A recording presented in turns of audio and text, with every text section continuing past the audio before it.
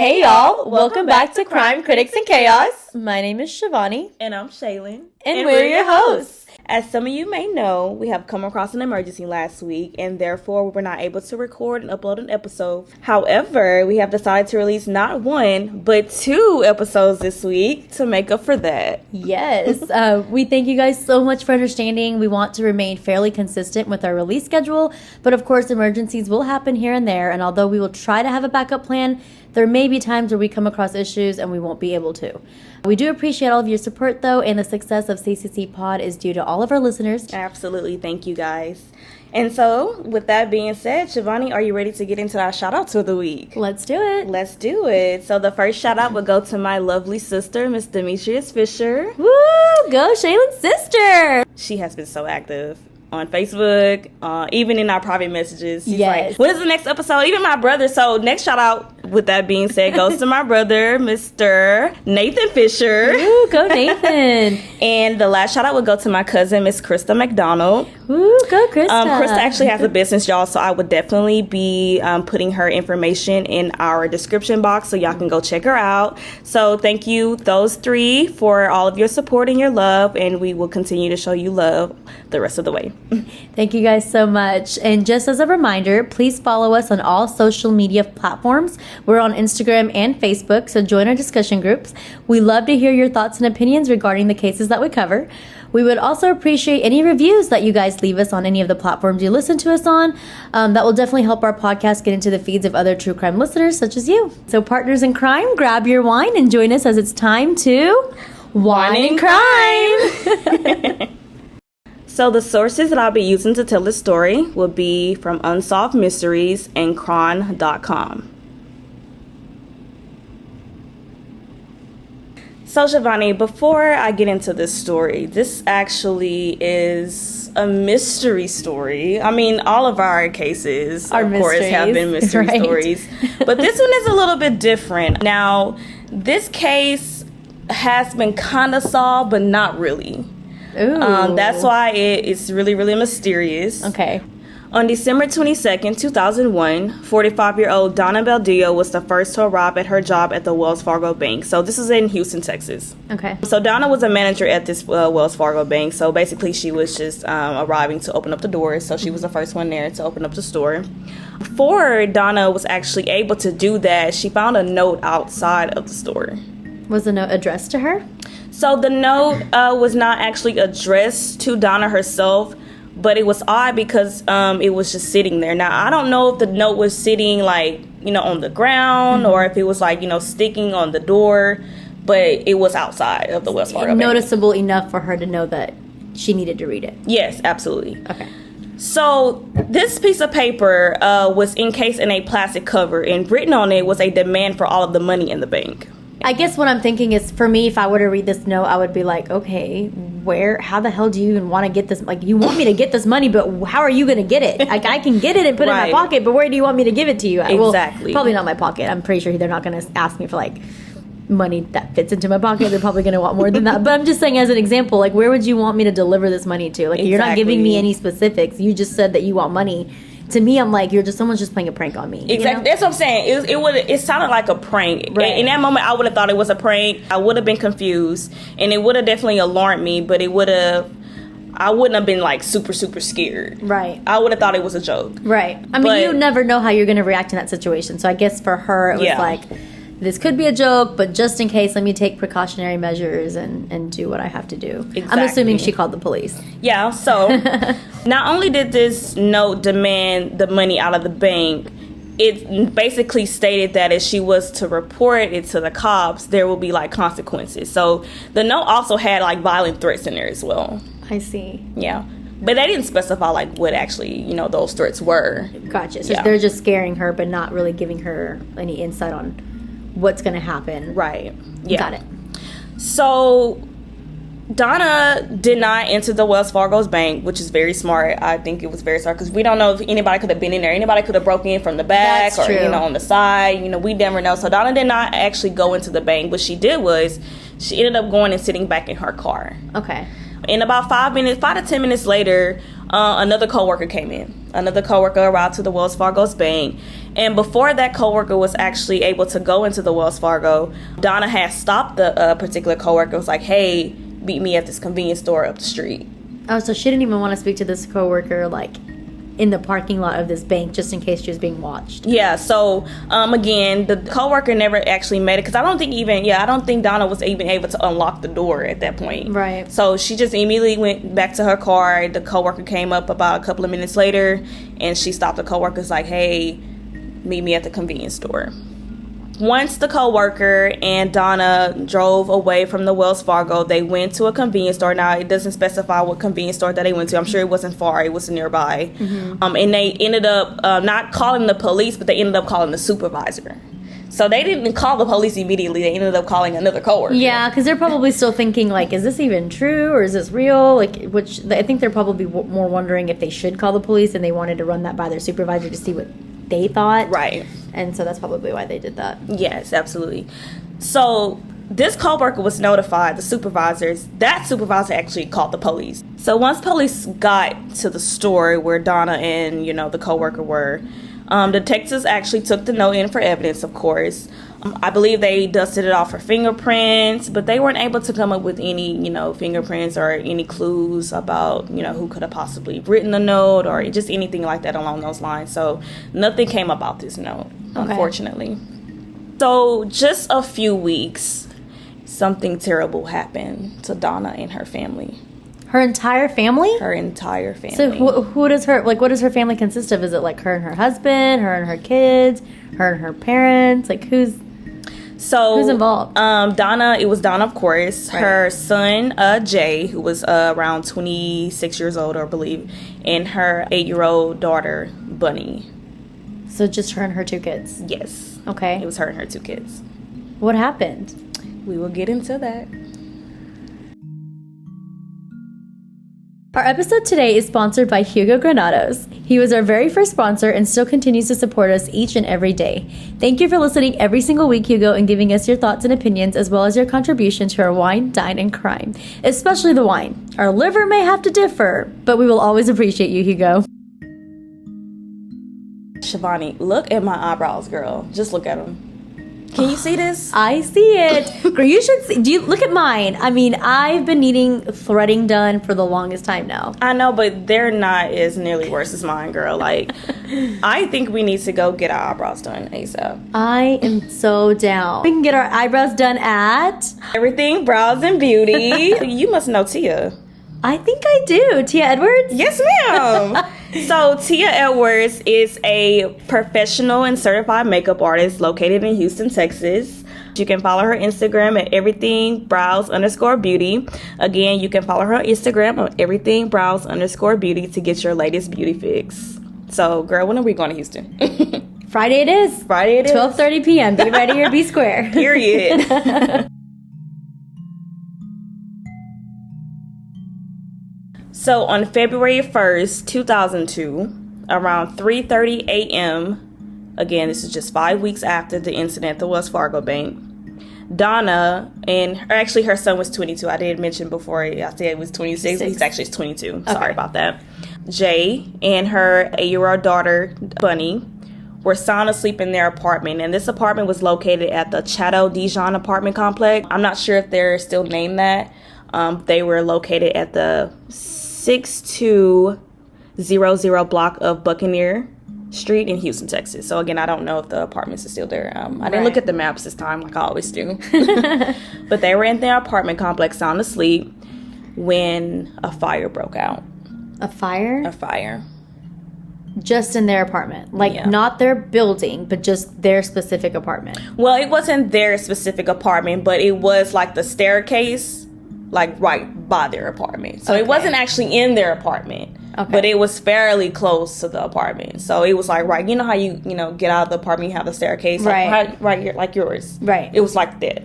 Yeah. Okay. So, but like, if this were to have blown up, which I'm assuming it did if it caused, harm, was it like, what did it target did it harm any other families in that, like, in the apartment complex, or was it just that one specific apartment that consisted of Donna and her children?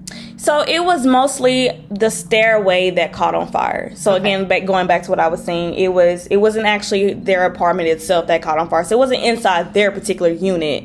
It was on the staircase. So the staircase was right there by the apartment. Okay.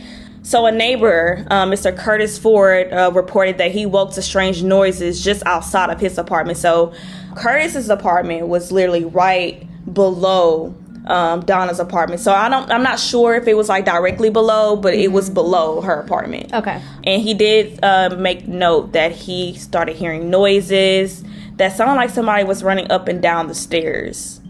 So that was odd.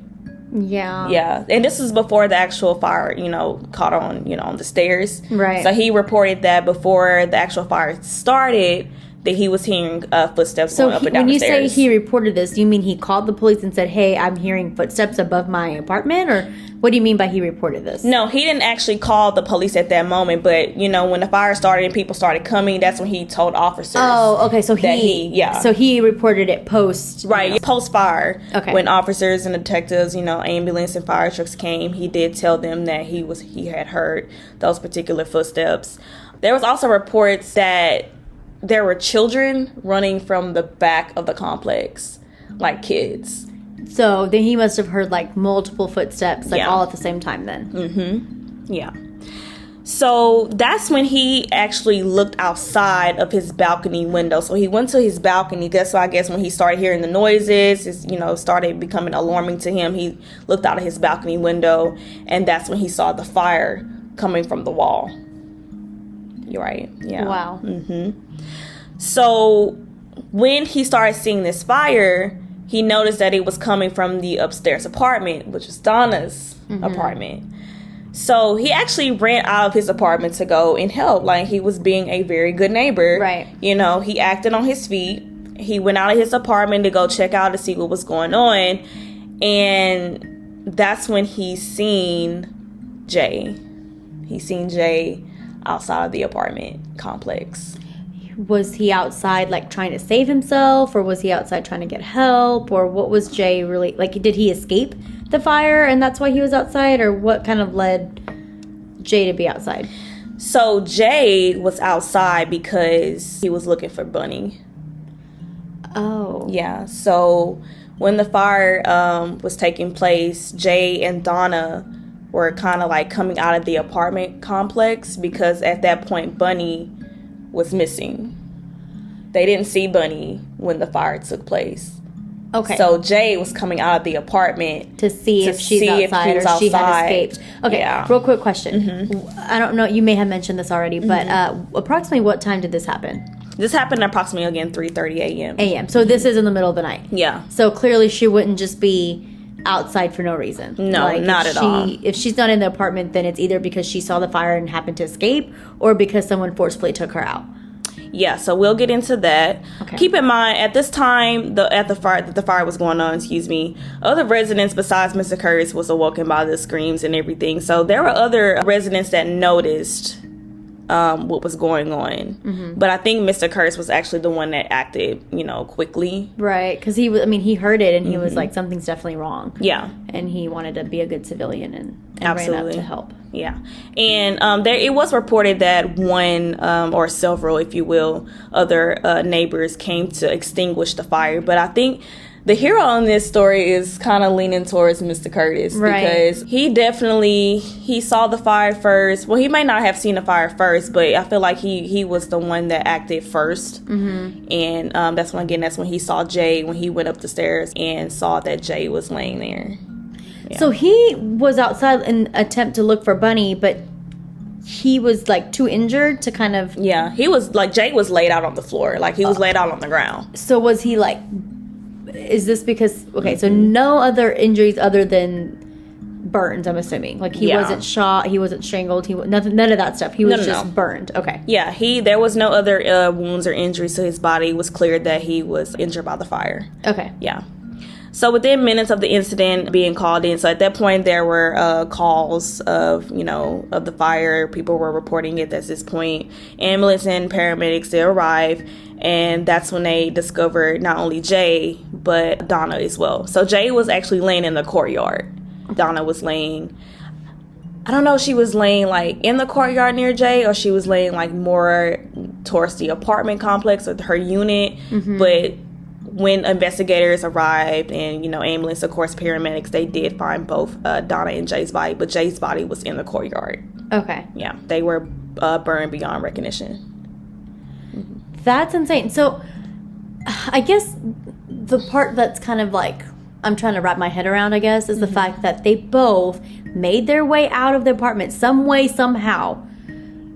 And of course, they didn't make it far. Yeah. And do you know, before I go on with my sentence, or with my thought rather, do you know how far away the two bodies were found, like as far as Donna and Jay? Like, I know you said that Jay was found in the courtyard, but do you know how far away the courtyard was? Was it just like several hundred feet? Was it like yards? Was it like super far away or not that far? I think it was just a couple of feet. Okay, I don't think they got that far. Okay. Yeah. So what I was saying was like the fact that they both somehow made it out, right? But they obviously didn't make it far, right? And they collapsed, and they obviously passed away due to due to their injuries, and they were both burnt beyond recognition. How in the world are they burnt beyond recognition, but they were able to somehow make it out? You know what I mean? Right. Like, that's like, to me, if my whole body is like on fire and I'm going to be burnt beyond recognition, I would assume that I'm not going to go anywhere. Yeah. I'm going to be like laid out right then and there where I'm at when this fire touched me. I think it was basically the will of them trying to find Bunnie. Bunnie, right. Yeah. And Bunnie was not found. Bunnie was not found right away, not like Donna and Jay was. Okay. So that's what, I think that was the point of it all, where they were trying to find Bunnie, and they were going to do whatever it takes to find Bunnie. Okay. So one eerie thing to note, though, about this whole situation with Jay, once ambulance did arrive and they found him, he told these people, "We should have gone out the balcony." That was pretty much. That's what he told the witnesses. Like, yeah. He while they were trying to like make sure he's okay, reviving him or whatever. Yeah. The words that came out of his mouth was, "We should have gone through the balcony." Right. Yeah. So again, when paramedics came, witnesses probably were still out there, neighbors. He said, "We should have gone out the balcony," and that's really, really eerie.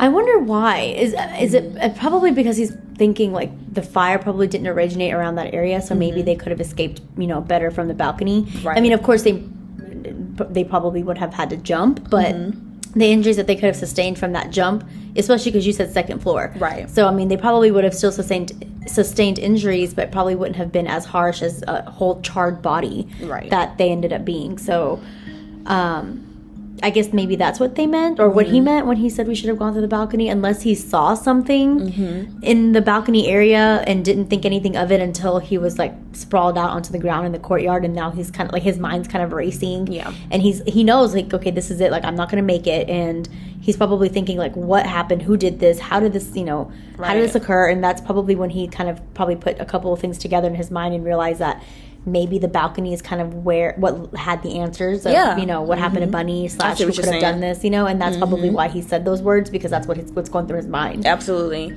Yeah, I think you're absolutely right. I think that by him saying that, it could have been like a safer escape plan for them. Later on, they ended up finding Bunnie, and she was unfortunately deceased. Where did they find her? She was actually on the stairwell. Where the fire originated? Yes. Yeah, she was found deceased, burned, of course, on the stairwell. That is so odd to me. I wonder if she like escaped that way and happened to get out of the house before before Donna and Jay did, I mean, my next thought would be that whoever did this possibly went inside the house and grabbed her. Right. But then if you're going to take the effort to go inside the house and grab her with the risk of getting caught, why would you just leave her in the stairway? Wouldn't you take her with you? Wouldn't that be the purpose? I just don't see the purpose of, taking her if you were going to just let her die like Donna and Jay. Yeah, absolutely. So, according to Unsolved Mysteries, authorities believe that Bunnie was awoken by a mysterious knock at the door, and when she opened it, she wasn't aware that there was a fire outside. So this is basically how they noted what may have happened to Bunnie. Bunnie opened the door because she heard a knock at the door. So it was 3:00 in the morning. There was a knock on the door. Bunnie went to answer it, but she was unaware that there was a fire outside. Right. I'm still trying to kind of picture that, you know? Well, my thing, how old is Bunnie? Bunnie is 8. She was 8 at the time. Okay. Mm-hmm. I don't know. I'm 26, and if I get a knock at my door at 3:30 in the morning, I'm not answering that. I'm not answering that, and I do not see an 8-year-old answering a door. Yeah, I agree. That late at night, so that's why I said I can't really picture that. Mm-hmm. But that's what authorities believe, according to Unsolved Mysteries, that they believe that, you know, somebody knocked at the door. Bunnie went to answer, but I'm like, why Bunnie? Why not Jay or Donna? Right, and like, why would an 8-year-old? I feel like an 8-year-old would be more in deep sleep and, you know, harder to wake up rather than Donna and Jay. Like, I feel like they're more prone to wake up. But I guess it really depends on who was closer to the door and who was sleeping where. It just, you know, all those factors come into play. But yeah, I mean, I can see why they would think that. I just don't know how accurate that would be as far as Bunnie being the one to kind of open the door. And maybe that could have happened because they needed a way to get the fire inside the house, because it may have been accelerated, but maybe the fumes were getting kind of lower and it wasn't able to, like, you know, somebody could have recognized that there was a fire and an ambulance would have came immediately, or a fire truck could have came immediately and put out the fire without it even reaching inside the apartment. Right. So maybe, you know, they wanted her to open the door so that if they would have, like, you know, used accelerate on side, like on the door and things like that, it would immediately catch on fire and, you know, she would have passed away right then and there if it, like, immediately caught on fire. Does that make sense? Yeah, that makes perfect sense. But it also kind of gives me a picture, like, I guess it would kind of make sense why they came up with that theory, because why would she be on the stairwell? Right. So what happened? It could have been like, well, clearly they're walking. You know, they can be burned beyond recognition, but they're still walking some distance. Right. So maybe she opened the door, and boom, like the whole house, like the whole door or the whole entryway of the apartment catches on fire. Exactly. And so she's like, oh, I got to get out of here. And so her first instinct is to run forward, right? Like, she's already by the door. She's like, I need to get out of this apartment. Exactly. Her first instinct is to run forward rather than backwards. But she was already, like, burnt so badly that she couldn't even make it down the staircase, and that was it. Exactly. So, yeah, like you were saying, she could have, you know, probably was getting little burns. She's an 8-year-old child. Right. You know, she was probably getting, you know, burns here and there, and she didn't know what to do. You know, I don't see a 8-year-old acting on their feet. Right. And that's when Donna and Jay went out in a desperate attempt to save Bunnie, because they realized that she was not in the apartment anymore. So they ran out the door to save Bunnie, and that's when they started getting burned. Okay. So I guess, you know, if you look at it and you kind of think about it, it does make sense. Maybe it was a knock at the door. Or something happened in order for her to open it. We don't know whether that's a knock or whatever that may be, but it's interesting that it was Bunnie out of all to open that door. But it could have been either of, I mean, it could have been any of them, but, you know, it wasn't. But I don't know. We don't know what could have possibly happened in order for Bunnie specifically to open that door. I just think it's kind of odd that, you know, it had to be an 8-year-old to answer the door and not the two grown-ups of the house. Okay, yeah.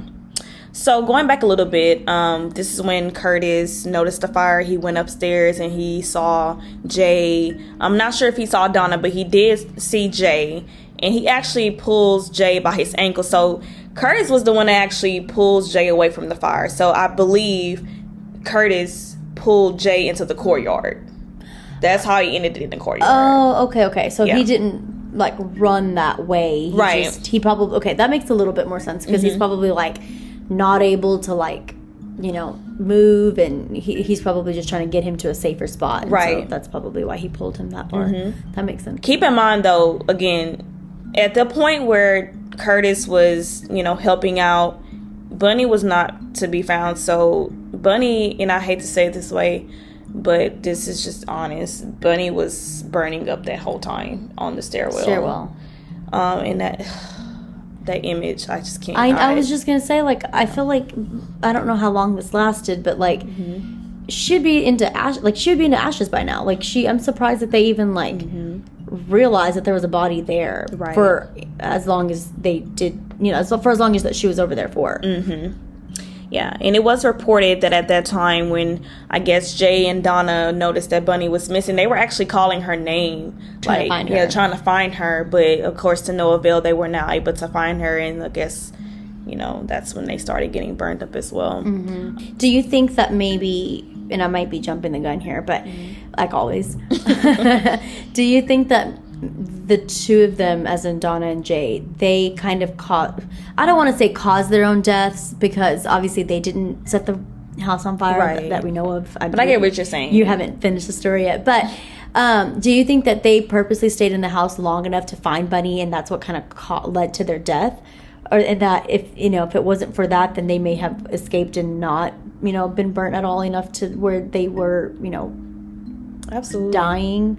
Absolutely. I really, at that point, I think that their main focus, like any parent or a relative, brother, sibling, would do in that situation. Like, I wouldn't care. Right. I'm not going to be thinking about any fires. Like, I'm going to get burnt up. Oh, well, I need to look for my daughter. I need to look for my sister. Right. And that's what I'm thinking, because like if they had enough time to like look, to do all that, I feel like that, they really truly believe that she was somewhere in the house, and that's why they stayed in there longer.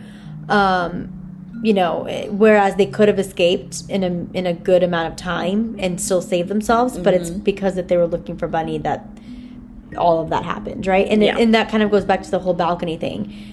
Because they were in there for so long looking for Bunnie, he probably made that comment kind of with the idea of, we were in there for so long, there was no way we could have made it out the way that we tried to get out. So maybe we should have gone through the balcony, because that would have been our only way out to not have been burnt at all. Yeah. Yep. Exactly. So later on, Donna was eventually put out the flames. So later on, I'm not sure if it was when the paramedics and everybody came, but later on she was pulled out, but she wasn't pulled out by Curtis. Just make that clear. Okay. She wasn't pulled out by Curtis, but she was eventually found. And something surprising here, when Jay and Donna was found, they were actually still alive. Both of them were? Both of them were absolutely still very much alive when they were found. So when did they officially pass away? Or did they officially pass away? Let's get into that. Okay, this whole time I was under the assumption that they were dying. Yeah. So okay. Well, I kind of saved that for a little last, so okay. you like a shocker thing. But yes, Donna and Jay were still alive when they were pulled out of the fire. Bunnie was not. She was deceased. Okay. So Bunnie, Jay, and Donna all found at this point now. Bunnie's deceased. Jay and Donna were transported to the hospital. Okay. Keep in mind, though, because this is actually really, really interesting to me. Okay. When Curtis was pulling Jay out of the fire, he was not injured at all. Who wasn't injured? Curtis, the neighbor. He did not get injured at all. While trying to pull him out of the fire. Yeah, when he pulled Jay out of the fire, he was not injured. Not a scratch, nothing. I mean, he probably had a little minor injuries, but nothing like Jay and Donna did. Well, when you say that he pulled him out of the fire, do you mean that he put himself inside the apartment to get this man and this woman out of the scope of the area? Or do you mean that they were already kind of halfway out the door and they were kind of reaching for a hand and he just kind of grabbed the hand and pulled him out? Yeah, so Jay was still in the midst of the fire because, as I said, he was going to find Bunnie. So he was still in the midst of that fire. And then when Curtis went upstairs, he saw Jay and he pulled his ankles out. So Jay was laying on the floor. He was burnt. He was burning. I wonder if I'm kind of a little skeptical, but I mean, I'm assuming he did that because he genuinely wanted to save Jay. Yeah, absolutely. Okay. Yeah, and like I said, going back, because I know people are going to ask and people are going to have some questions about this later, but Donna was not found at that point. Right. Donna wasn't found. Yeah. And she wasn't even rescued by... She wasn't not rescued by Curtis at this point. It was only just Jay. So why am I, my criminal mind here is thinking that the point of this was only for Donna? The whole reason behind this was for the death of Donna and not for Jay at all, because he was the only one that was rescued, technically. Yeah, per se, yeah. Yeah, and then Bunnie, I feel like she just was at the wrong place at the wrong time and happened to run into the wrong door. I agree. She definitely was at the wrong... All of them were, honestly. Even Donna? Or are we going to get into that? That's the mystery behind it all. Did the note that Donna find at her job, is that related to this case? That's the whole mystery behind it. But, the note didn't even... I mean, I know that it said that if you don't give me my money or if you don't give me the money, there are going to be consequences. Yeah, I agree with that. But, you didn't kind of give her a way to do that. Like, you didn't kind of tell her, you know, this is how much I want. This is how I want it. This is how you're going to get it to me. Yeah. You didn't give her any kind of, like, you know, you didn't give her any kind of method to use on how to do this. And so you can't just ask for money and not kind of expect Donna to, I mean, like I said, I would have treated it as a joke. I would have been like, okay. Yeah, I probably would have too. Like we said earlier, I probably would have treated that note as a joke. So Donna and Jay were rushed to the hospital. They suffered from third-degree burns, of course, all over their body. And tragically, Jay died at the hospital around 10:30 a.m. that day. That same day. That same day. And Donna also did not survive. So she literally died the same day as Jay died as well. Some sources say she died a couple of minutes after Jay died. Some sources say that she died a couple of hours, but it is confirmed that they both died on the same exact day. That's insane. After all this willpower to fight and escape and, you know, all of that, they all ended up passing away. Yep. So now you have the whole entire family deceased. That's insane.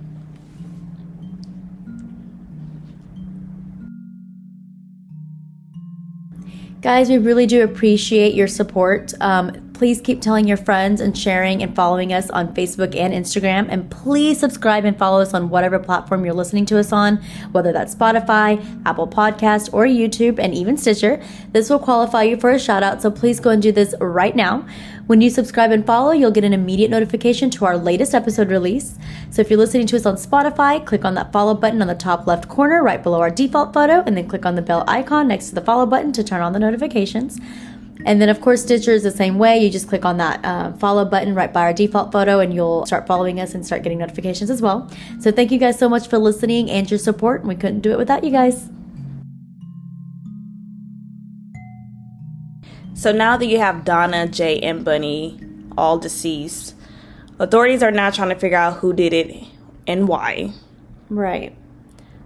And also, they're trying to connect this incident with the incident that happened at the Wells Fargo Bank. All the while not knowing if they are related, they're just assuming that they are, because how ironic. Exactly. Okay. So in July of 2002, so this is basically a whole year later. Okay. The suspects, or arsonists, if you will, were identified as 14-year-old Timothy Perkins and a 13-year-old accomplice whose sources did not name. You're kidding. I am not kidding. Two kids. I mean, 13, 14, whatever, but that's still young. Very, very young. And that also goes back, I don't know if you remember, that also goes back to what I said. One of the witnesses stated that they heard kids coming from upstairs. The back of yeah. Kind of, sort of. Through the stairs. Yeah. Because was it Curtis who said that he heard footsteps too? Yeah, Curtis did say he heard the footsteps. Okay. But there were other witnesses besides Curtis that said that they heard kids coming from the back of the apartment complex. Right. So they kind of will match up with this, kind of, sort of. But my thing is, why would you name the 14-year-old and not the 13-year-old? Because they probably didn't have much. Well, I guess we're kind of getting into this a little bit, but maybe it's because they have more evidence against the 13-year-old and not the 14-year-old, and so they didn't want, because they didn't have enough evidence, and they're both minors, by the way. So if they didn't have enough evidence to convict the 14-year-old, then they're not going to name him because he's a minor. Exactly. But they named the 14-year-old Timothy Perkins, I guess. Because they probably have more evidence on him than... okay, Timothy's a 13-year-old? Timothy's the 14-year-old. Okay, but they didn't name the 13-year-old then. They didn't name the 13-year-old. So it's probably because, you know, Timothy was probably the one who they kind of suspected the most and had the most evidence against. Of course, yeah. And then the 13-year-old, they probably didn't have enough to convict him, and so then that's probably why they didn't name him, because he's a minor. Yeah, but they definitely mentioned that they were both involved. That's what I'm saying. I still don't. That's odd then. That's what I'm saying. I still don't understand why you will name the 14-year-old but not the 13-year-old. I kind of get it, but they're like the same age. Right. Well, it's not even. Yeah. It's not, I don't think it has anything to do with the age. Yeah. Really, if there is anything, it's probably just because of how involved the two of them were and how much evidence they have against the two of them. Right. But I guess I'll let you get more into the evidence to see why they even suspected the two of them in the beginning. So apparently one of the boys' grandmother told police that she believed that the two boys were involved in the arson because one of them had a history of setting fires. Wait. So the grandmother of one of these boys, yes, her own family member, yes, told authorities that she believes her grandson and his friend or whatever were involved in these murders. Yeah, that's what she did. She told authorities that these boys were involved in the arson because one of them had a history of setting fire. So she basically, it wasn't like one of those things where she was like, oh, I think they may have been involved. She was like, they were involved. I know they did it. Yeah, that's what I took from the sources. Right. That's crazy. I feel like if it was my grandmother, either of my grandmothers, they both would have like confronted me and beat my butt behind closed doors, and they would have probably would have made my home life into a jail cell, but they would have never, and again, all families are different, but not just my grandmothers, I feel like my entire family, they would have all kind of, I mean, family's family,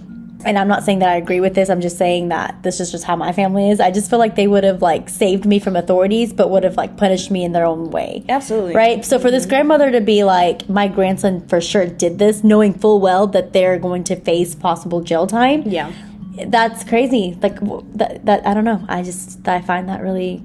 Most families, you'll see in most cases, if the family knows, whether it's the parent, grandparent, or whatever, they usually cover for their kids. Exactly. Or grandkids. Well, we're kind of going back on that. I don't want to say that she actually did say, oh, these two boys were involved. So let me kind of back that up. She told police that she believed. So it could be like, one of those things where not necessarily stating that, oh, yeah, they did it. Right. But it's a possibility that they did because one of them have a certain, particular history that matches this. Right. So with that being said, of course, that's when police started looking at those two boys.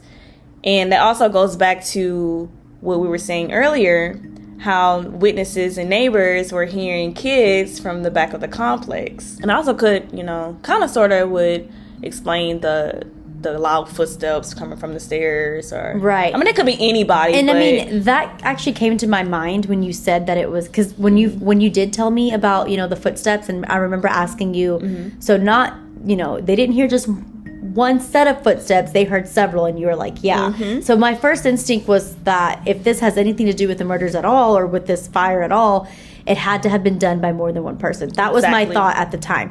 Again, I wasn't thinking that they were going to be set by kids or by two teenagers, but I did kind of get the idea that it was probably done by more than one person. Yeah, same. But it makes sense. Yeah. So one of the things that were cause for question was, how did they end up tying these particular two teenagers if they didn't even live near their complex?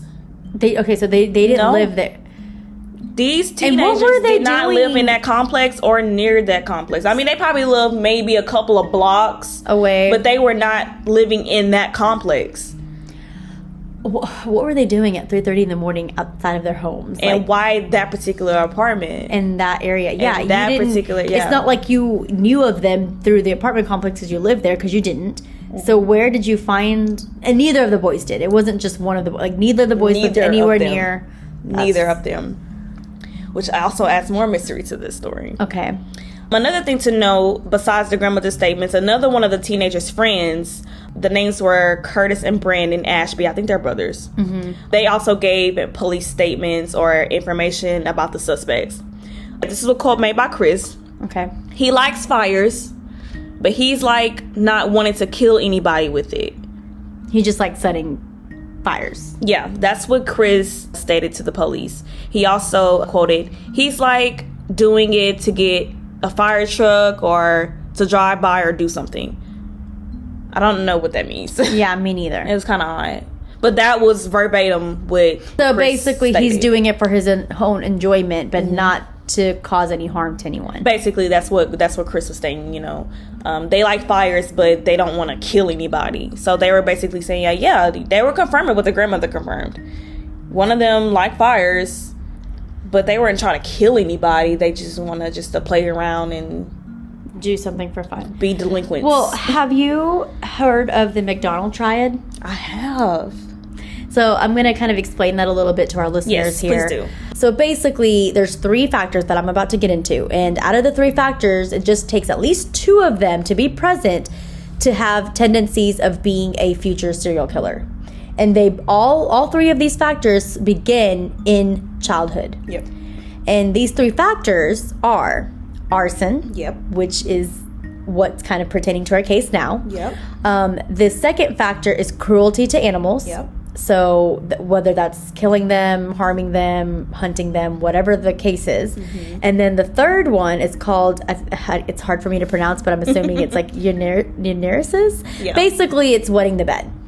So if you see a child wetting the bed consistently, and they're well beyond the age of not, able to know not to do that. Mm-hmm. And that's odd, right? So that combined with the other two factors, if those three things are present in a child, that's, kind of gearing towards the fact that child may have some type of sociopathic, tendencies to be a serial killer. Yeah. Right. And so that it just kind of it just made me think of this because, arsons, no one just likes to set fires like that. Like, that's very odd. And definitely, it's definitely one of the triad factors. So I just kind of started thinking about that. So I was actually going back and looking at the statement made by Chris, who is the friends of Timothy and the other accomplice. Mm-hmm. I think I know what he's saying. Because, it was kind of like fuzzy. Mm-hmm. I think he's saying that I think he was referring to Timothy, mm-hmm. that he likes setting fires because he just likes to get the fire truck's attention. So he basically gets a high from fire trucks. Basically. From, like, seeing them, hearing them, watching them, right. Operate. Mm-hmm. He gets, like, he enjoys that. Yes. And that's why he likes to set fire so that he could kind of see that. Exactly. So, that was what Chris was saying. He was like, he likes fires, but he doesn't want to kill anybody. He just basically does it to get the attention of a fire truck. That's still not a valid Exactly. But reasoning. They were like 14. They were, right. Yeah, I mean...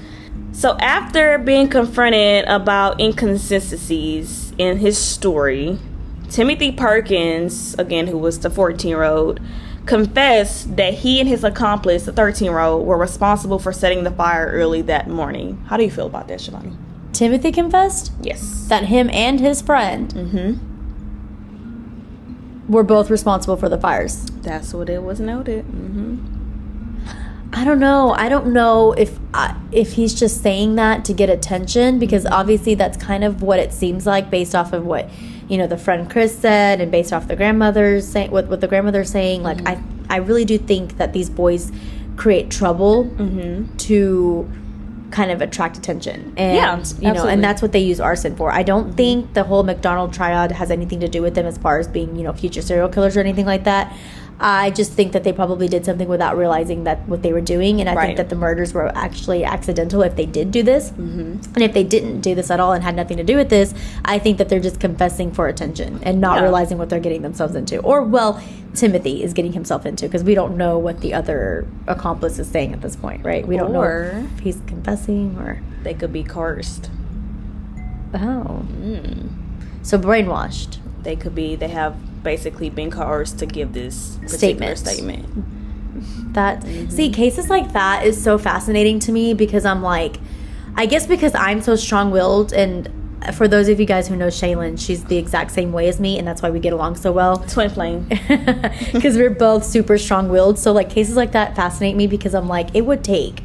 Actually, I don't even know what it would take for someone to ever brainwash me or coerce me into doing anything that I'm not willing to do because of how strong-willed we are. But think if you were a 14 or 13 even when I was 14, I don't know. You think you were really strong? I think I think it's a Gemini trait in us, but I think I've always been very strong-willed, and to believe, like, if I believe something is a certain way, like, I stick to that. And I mean, but I think part of growing up is understanding that everyone can have their own perception, and not everyone's wrong, right? So that's something that I kind of grew to understand as I grew up with an age, and so now I'm more open to other suggestions and other people's opinions and thoughts and things like that, and not just kind of strong-willed to my own.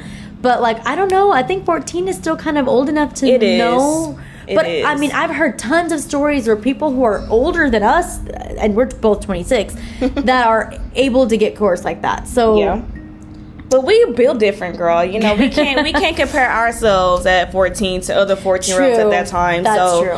I can see both ways in this situation. I definitely can. And I guess it also depends on how you grew up. Yeah. So, some children grew up strong-willed because of the way that they were raised, and then Absolutely. some children were not because maybe they were neglected or whatever, and therefore they're not as strong-willed as you would expect to be. Exactly. And because they were neglected, when they do get some sort of attention, whether that's in a negative way, they feed on that immediately. Yep. And they start doing what this person's telling them to do because they're giving them attention. So Right. I do see that part, actually. See, I grew up. I'm now able to think in different aspects. Yep. So Perkins claimed that he and his friends snuck out of their homes in the middle of the night, got drunk, and then went to the Chateau Dijon apartment complex and set the apartment's stairwell on fire with gasoline. So a 13-year-old and a 14-year-old had access to alcohol, got drunk, had enough common sense to know how to get drunk, but did not have enough to know that fire could possibly kill somebody. Right. If they were really not trying to harm anybody. You know Where what did I they mean? even get the gasoline from? Right. Like, where did you got get a gas- alcohol from? Did you have a gas can? Like, who?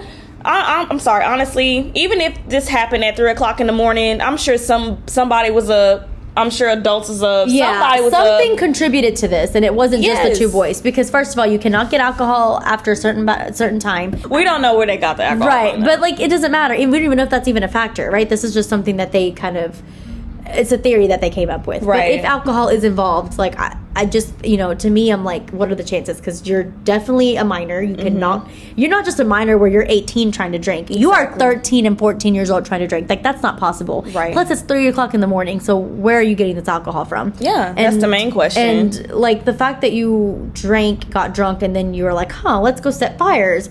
That just kind of brings out the immaturity into these kids, right? If that was true. But I don't know how I feel about that, though, because like I said, it is a cause for question about the alcohol. We still want to know where you get the alcohol from. The gas can, that's not the ordinary. People carry gas cans at their house all the time. Right. But I don't see a 13 and a 14-year-old getting drunk and having the mental capacity like, okay, let's go all the way over to these particular apartments for no reason at all, and this and set them specific on floor, fire. Right? Exactly.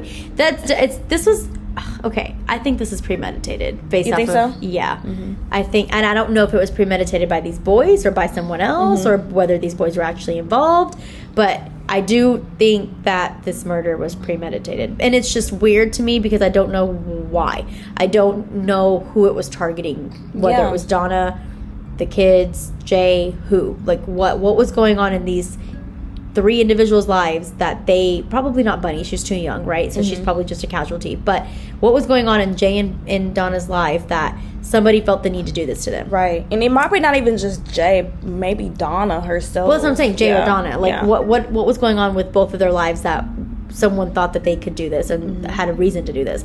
Because it's just odd to me that out of all the apartment complexes, listen, if you're going to, play around with fire, wouldn't it make more sense, and wouldn't it be more easier for you to just play around on the first floor and do something on the first floor rather Why than go going on to the second floor? Right. That's so. I love how you brought that up, Shivani. I didn't even think about that. You're absolutely right. Why go on the second floor out of all floors? Especially if you could just easily go on the first floor and do what you need to do. Right. And, Why go on get the second same floor? outcome, right? Like, you're going to get the same outcome. It So to sounds me- like somebody had a motive. Yeah. That's why this case is so mysterious. Yeah, I agree. Well, according to sources, Timothy claimed that he set the fire only to quote-unquote scare somebody. His accomplice also admitted to being involved. So now you got these 2 boys admitting basically that they were involved and they set the fire, but they didn't set the fire intentionally or on purpose. Not really on purpose.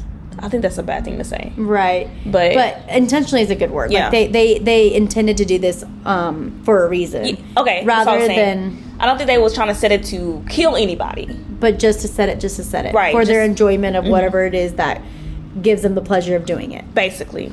Got it. So with this being said, Perkins was tried as an adult.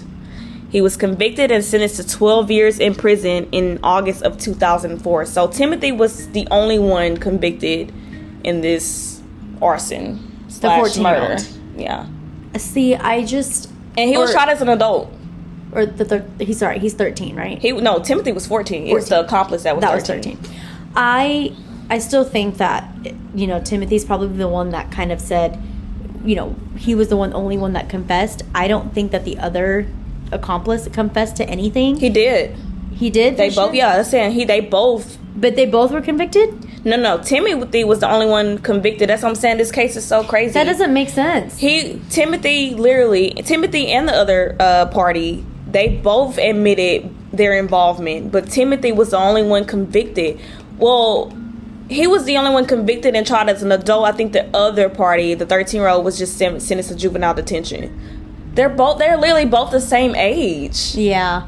Unless their stories like kind of stated that he, Perkins or Timothy rather, was the mastermind behind this. I was going to say that maybe he was the one that actually literally did it, and the 13-year-old was just like an accomplice, meaning he just kind of tagged along but didn't actually do any of the things. He didn't come up with a plan. He didn't, provide the arson, provide the gas, provide anything like that. Didn't actually struck the match or however they did it. They not involved in that kind of way at all, but just was there to witness all of this. Right. But I still think that there would be more punishment for just even absolutely. That's what I'm saying. Like, yeah. But yeah, the 13-year-old was sentenced to juvenile detention, and he stayed there until he was about 18. Now, he wasn't retried for this, so he was not convicted as an adult like Timothy was. So he's been released since then. Right. I don't know what he's doing at this moment, at this time. I really try to look up, Timothy and, like, our guests, if I could finally find any information on the 13-year-old. There is nothing online on him, so I don't even know his name. So they never even, made that public at all.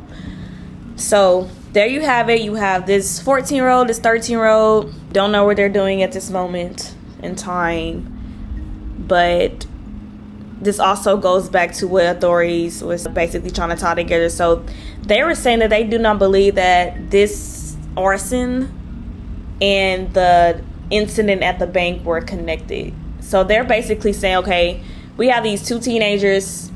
We know that one of them has a history of setting fires. We know that they both committed the crime because they admitted to doing it. They admitted to being involved. So case closed. We have our people. We have our suspects.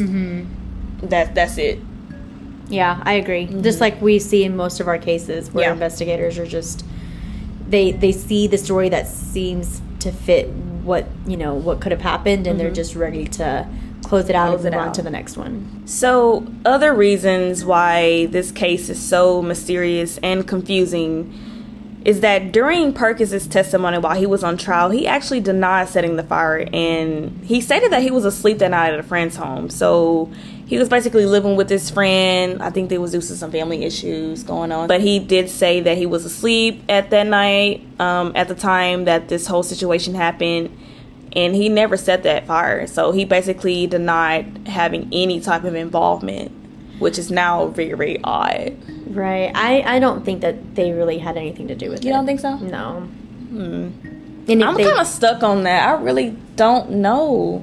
I don't think so because, he was too young. He probably was brought into questioning. And, when you're 14, you have all these law enforcement, officials kind of interrogating you. You start probably seeing things in a different way, and you start saying things you don't mean, and you're just trying to get out of there, and you just start kind of cooperating just to kind of get out of that situation maybe. And I don't know. I just don't think the footsteps kind of get to me too. Yeah. Because, I don't think that an actual adult killer would be, would leave, or not leave rather, but would create these footsteps for others to hear, right? You'd be more careful. And again, you had also mentioned that it's not just one, but it's several footsteps all together. So it's definitely more than one person. So, kids make sense, right? Like two kids or two teenagers committing that makes sense. But I don't know. I don't know if, like you said, it could have been coerced or it could have been. This is crazy. But what makes this even more crazy is that there was no physical evidence linking Perkins to the fire.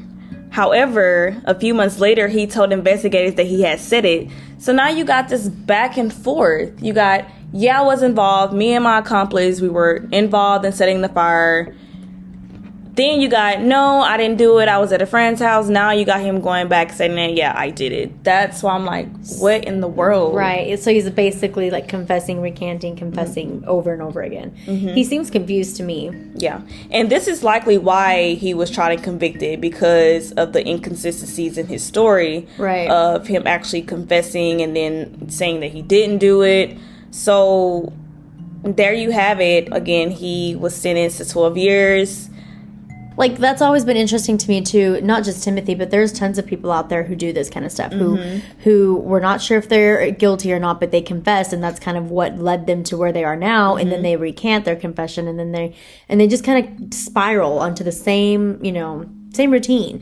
And I'm like, why? What are you getting out of this? Do you enjoy jail? Do you enjoy kind of making people, basically, I don't want to say go crazy, but yeah, go crazy, trying to figure out what happened. Like, you enjoy that. You enjoy that.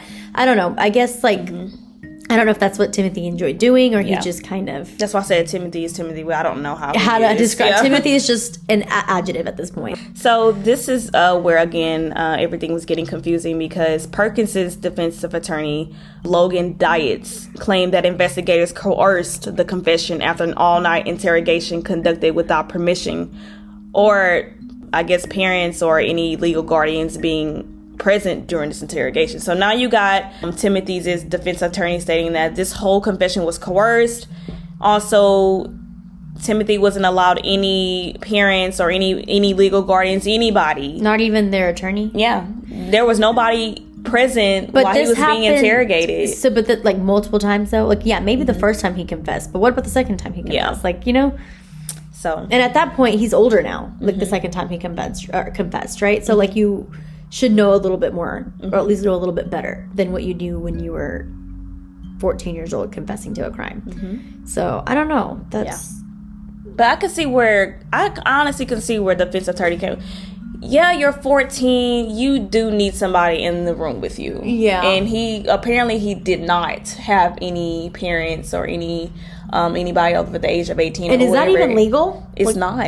So how did that even get into a courtroom? That's what I'm saying. That's why they feel like this whole thing was coerced.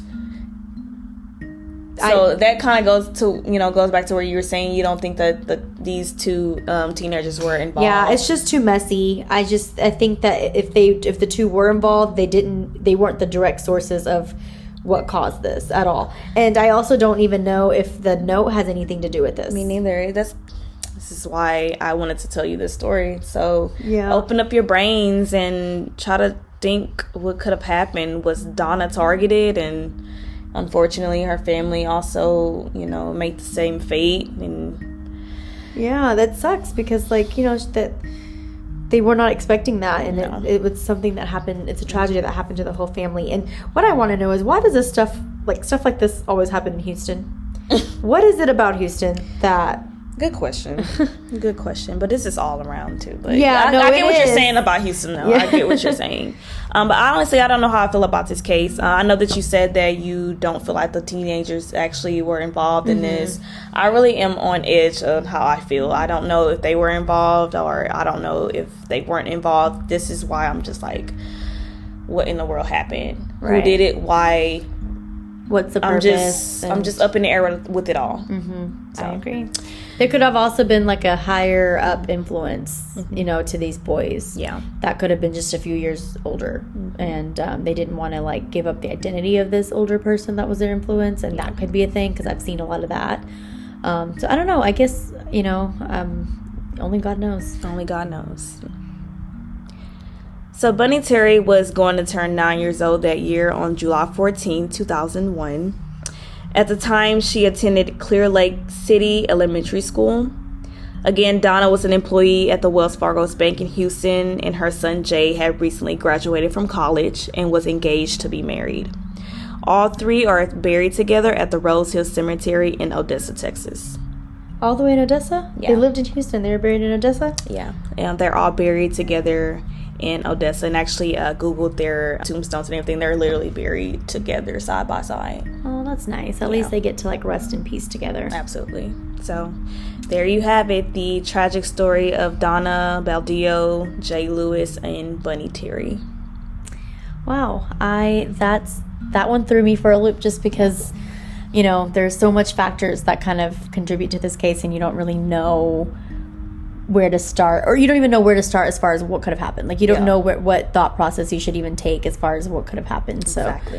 What are y'all thoughts? Let us know what you think. What happened to this family is very tragic. It's still I think now today that they're saying that the case is solved, being that they convicted Timothy, but I don't think that this is the end. Right. I don't think that. I agree. I can say that for sure. I agree. There's definitely more to the story.